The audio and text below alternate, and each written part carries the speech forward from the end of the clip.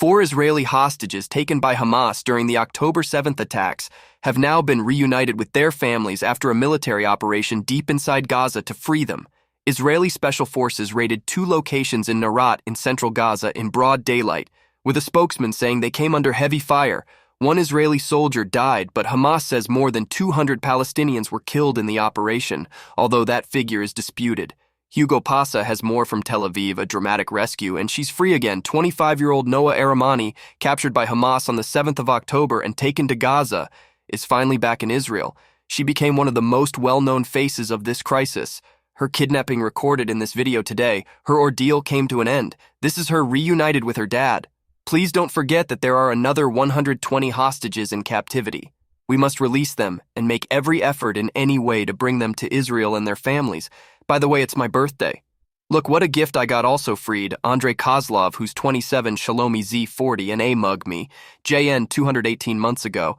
They were in the Nova Music Festival in southern Israel. When Hamas gunmen attacked, more than 360 people were killed here this morning. The Israeli military carried out a raid of the Nuseirat refugee camp in central Gaza. There were heavy airstrikes. Special forces went in the military, said this was a complex operation, and based on intelligence information, the 4 hostages it said were found at 2 separate locations in the heart of the camp and were brought out, under fire. Israeli forces have been preparing for this rescue mission for weeks. They underwent an intensive training. They risked their lives to save the lives of all hostages.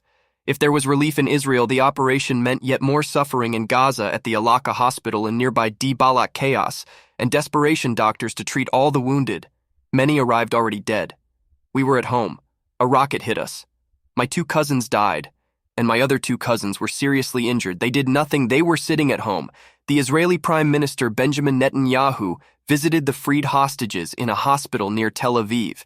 He's been urged to reach a ceasefire and hostage release deal with Hamas. Today's rescue could help lift some of the pressure. Indeed, Hugo One wonders what all this could mean for ceasefire talks. Well, see, this is the key question after this rescue just hours ago. Here in Tel Aviv, thousands of people joined a protest demanding a deal with Hamas for the remaining hostages to be freed. The Israeli Prime Minister Benjamin Netanyahu is under pressure to accept a proposal that was laid out by President Biden that includes not only the re-el of hostages, but also paves the way for a permanent ceasefire in Gaza, which is a contentious point here in Israel. This rescue operation has been seen as a success by the Israeli authorities and could change the calculations of the Prime Minister, but many will say that will happen today, is proof that it is urgent to reach a ceasefire.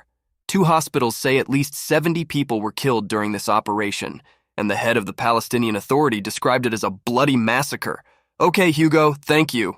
Hugo Basher, they're live in Tel Aviv. Thank you for watching. Please you can like, and please subscribe to our channel.